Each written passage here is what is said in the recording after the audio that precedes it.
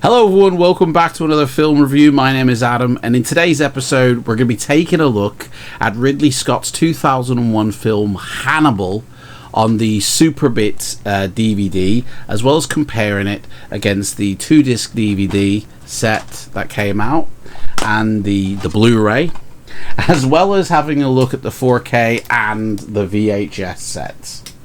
Hannibal is a film starring Anthony Hopkins, Julianne Moore, Gary Oldman, and the late Ray Liotta. On a budget of just under 90 million, it made over 350 million in the global box office take-ins and went on to make even more money in home video sales, coming out on VCD, VHS, DVD, Blu-ray, and 4K.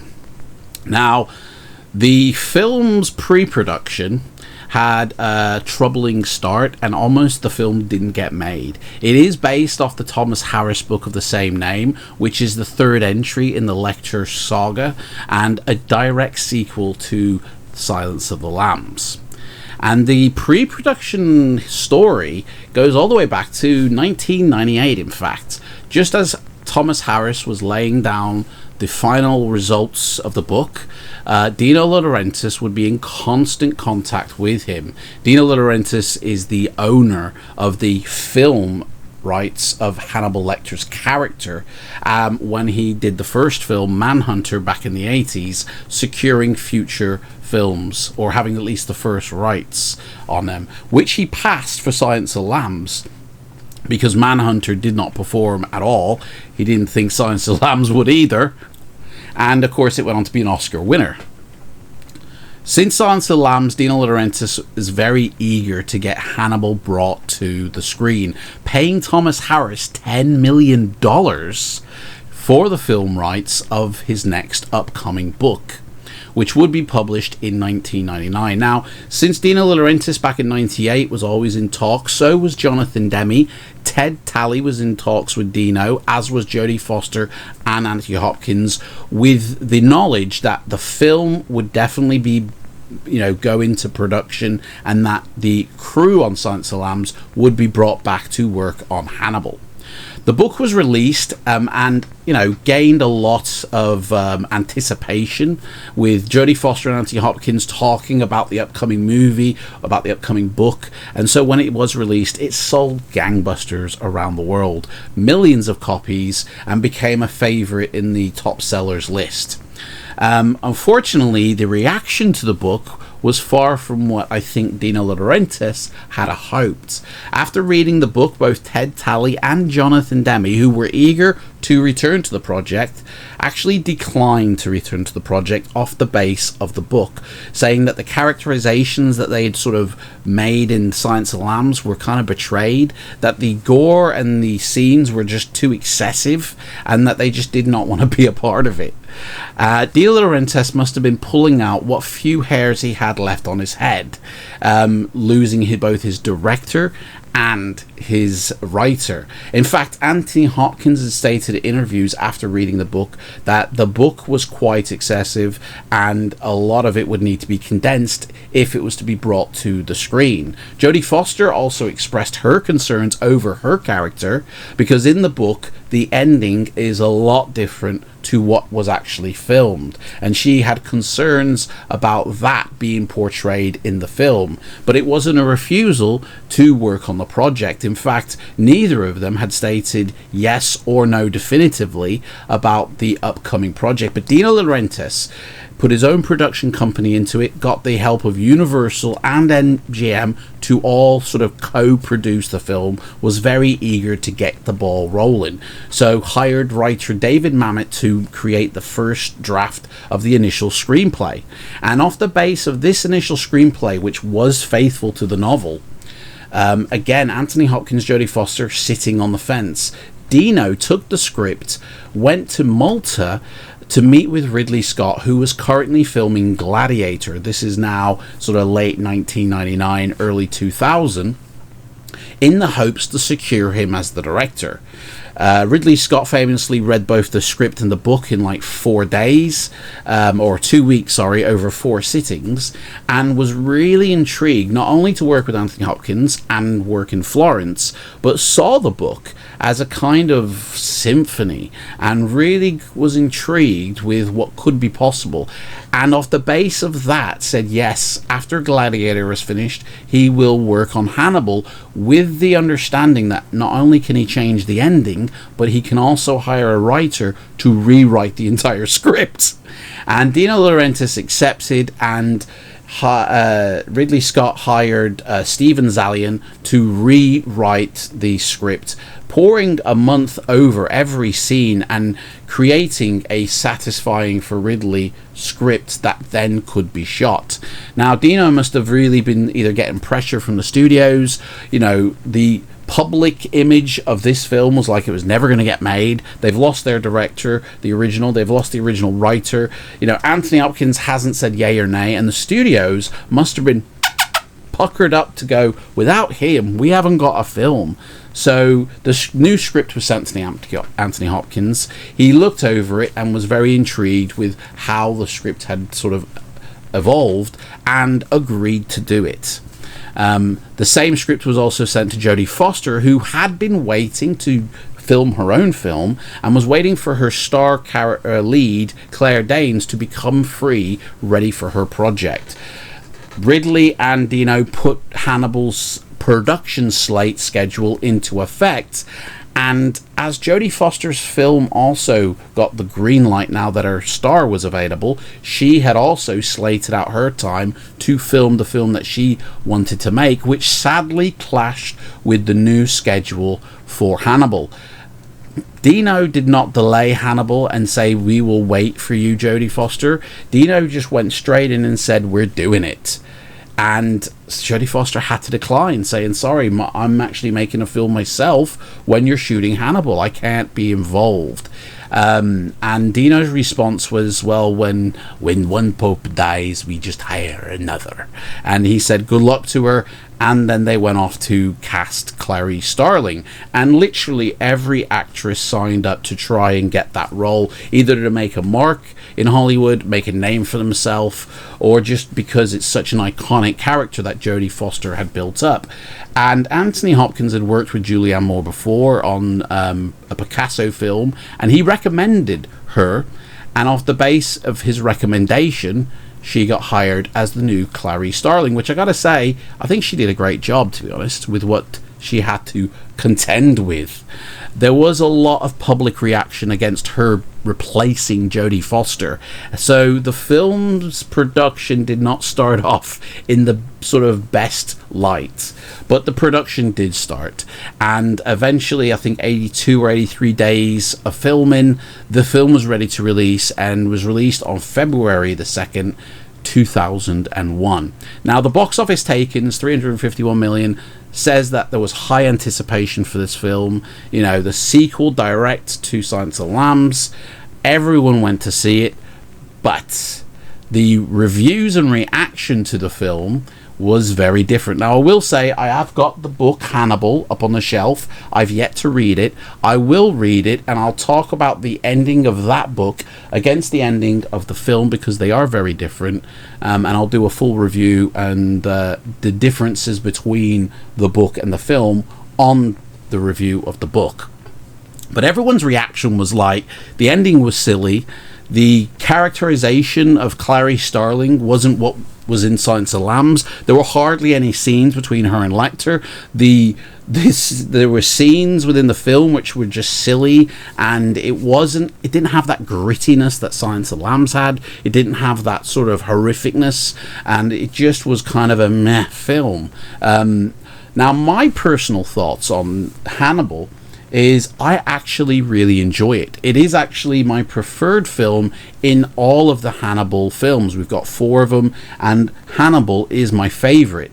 And I think a lot of people's reaction to this film is because they're comparing it to Silence of the Lambs. And of course, everyone's opinion is valid and is their opinion, but I do feel a lot of people are kind of confusing or mistaking their reaction to this film with the Silence of the Lambs film, and then this film isn't getting its reward of what kind of film it is. I honestly believe it is a really good film. And I just want to talk quickly for a moment before we go through the transfers of why I believe this film is better than Silence of the Lambs, and my thoughts on Hannibal versus Silence of the Lambs. So, Silence of the Lambs is obviously, you know, Jodie Foster, Anthony Hopkins. Anthony Hopkins' character, Hannibal Lecter, in that film is not the main character of the film. There is a lot of emphasis placed on Anthony Hopkins' portrayal of Dr. Lecter in Silence of the Lambs because it was so good. But he's not even the main character of that film. The main character is Jodie Foster and Buffalo Bill. You've got the rookie underdog FBI trainee who's been given a chance and is after a serial killer skinning women, Buffalo Bill, and happens to fall into conversations with a convicted serial killer, Hannibal Lecter, who then guides her to Buffalo Bill. He is just a secondary character. He's incarcerated for 95% of the film. He is because he's incarcerated, he's very controlled. He has to kind of keep his emotions in check if he wants to get out, which he puts in place, you know, devices and mechanics to be able to escape, which, spoilers, by the end of the film, he does escape, and you see his genius in action. In Silence of the Lambs, Hannibal Lecter's genius isn't really seen that much. Everything he's ever done is only ever alluded to or talked about. In fact, in that entire film, he only on screen attacks one person, the guard. He bites his face on camera. Everything else that Lecter does is done off camera. You don't actually see that much of him at work in Silence of the Lambs. It's just all alluded to. There's a lot of mystery surrounding Dr. Lecter in Silence of the Lambs because you just aren't presented with any visual confirmation of what he can do until the very end of the film, where he escapes and then he's let loose into the world. Hannibal, on the other hand, is literally the opposite of Silence of the Lambs. Hannibal has been free for over 10 years. You see him literally in daylight, in nighttime, in public view, go after and attack people. You see him on camera attack a lot of people. And you see his genius portrayed throughout the entire film of how he manages to elude, you know, an escape from three entities who are after him. You've got the Italian police inspector who's after him. You've got Clarice Starling / the FBI.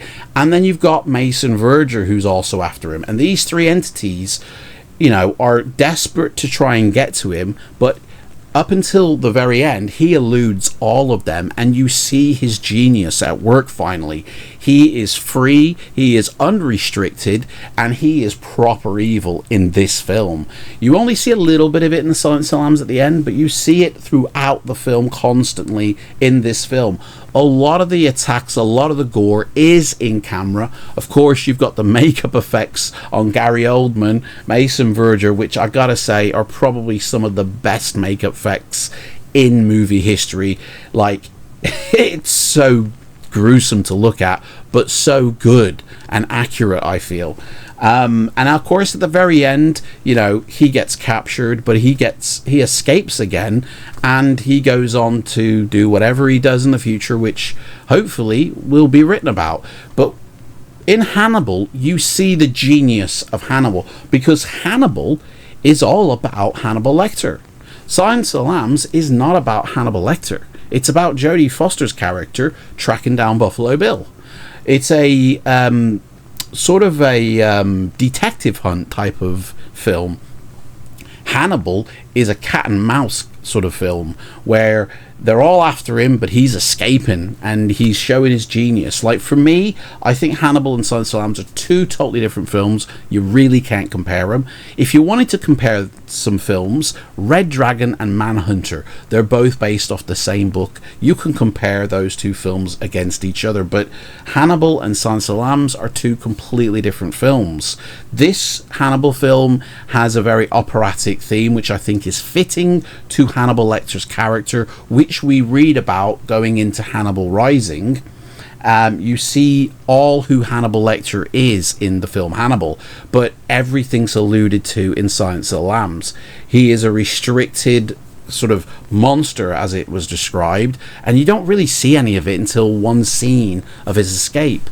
But in Hannibal, it's constantly in your face. Anyway, let's get to the film reviews transfer. So, on my thoughts on the film, I love it. It's my favorite of all the Lecter films.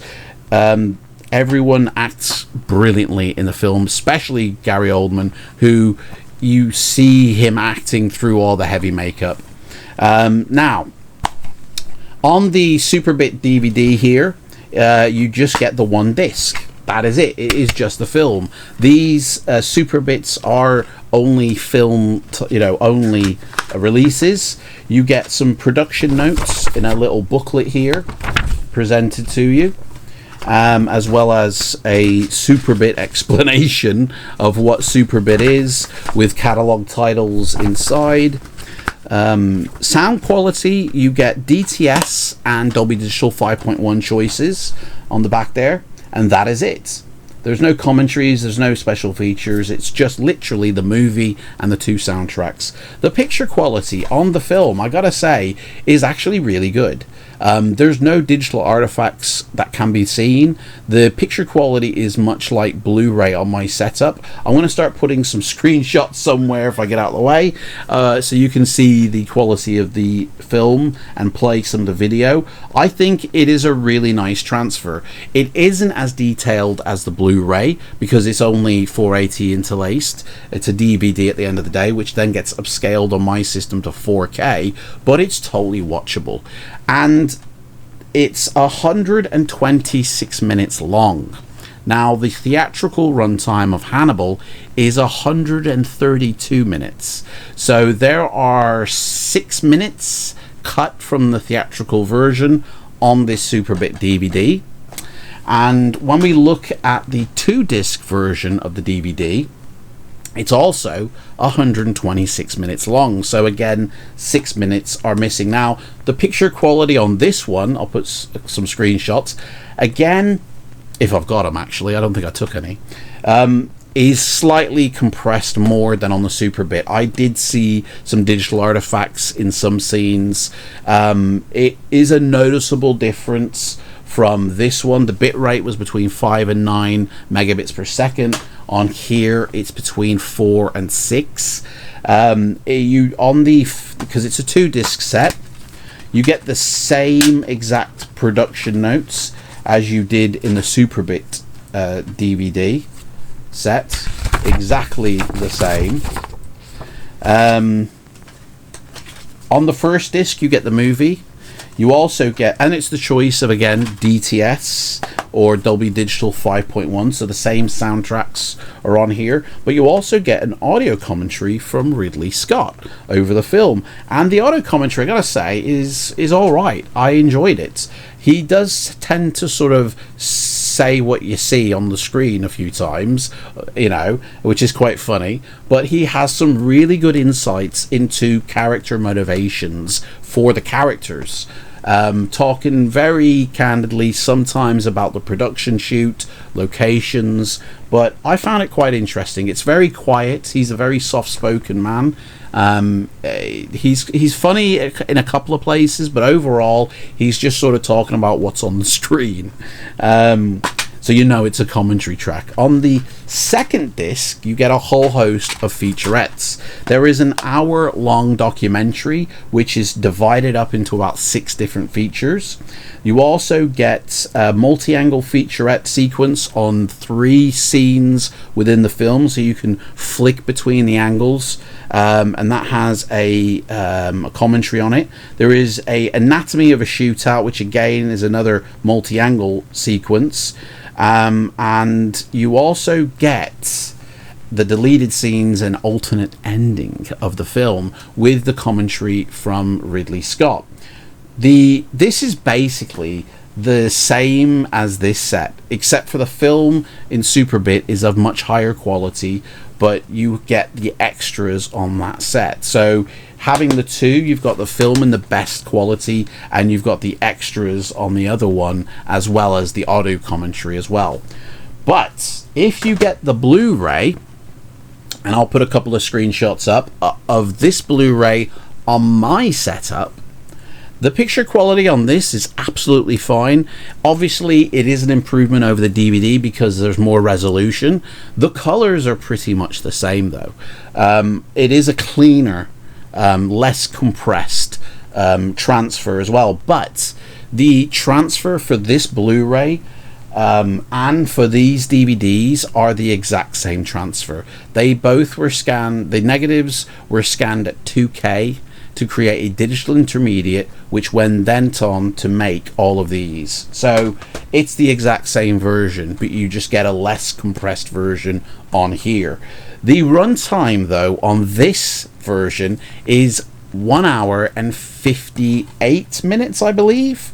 It's basically got 12 minutes missing from the theatrical cut over the DVDs, which has only 6 minutes missing. So this is a more heavily cut version if you own the UK version over the DVDs.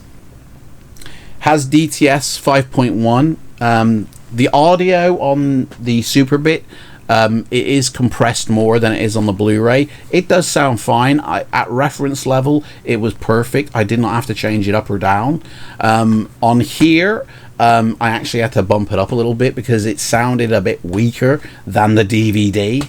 The surrounds, though, were more pronounced on the Blu-ray than they were on the DVD, and it had this unnatural soundscape behind me after I'd watched it on DVD, where it was much more natural, all the stuff from behind, which you really hear the echoing behinds during the opera scene, the opening credits, the shootout where bullets are whizzing everywhere. But it's much more pronounced on here and is a little bit overbearing. Dialogue on both sets is absolutely fine. There, you hear everything clearly. Like I said, picture quality, it's less compressed than the DVD. It's the same transfer. You have the same amount of details, but obviously you see them better on the Blu-ray. It's an absolute fine, version to watch, but it's just cut by 12 minutes. The special features on here, you basically get everything from the 2-disc set, except there isn't as many multi-angle featurettes. In fact, I don't think there's any multi-angle featurettes on here. You get the feature commentary, the making of, the deleted scenes, the alternate ending, and that's it. So all those multi-angle featurettes that are on the DVD are not present on the Blu-ray. Now on the 4K, which I don't own, and I don't think I ever will, I have got some screenshots of it though. That was scanned at 4K, the negatives again, and this time it was in direct cooperation with the director of photography, who escapes my name. John Matheson did the director of photography. He oversaw the 4K scan. So 4K versus 2K, you're picking up more grain, more dirt, more blemishes within that frame, and then they have to be scrubbed off.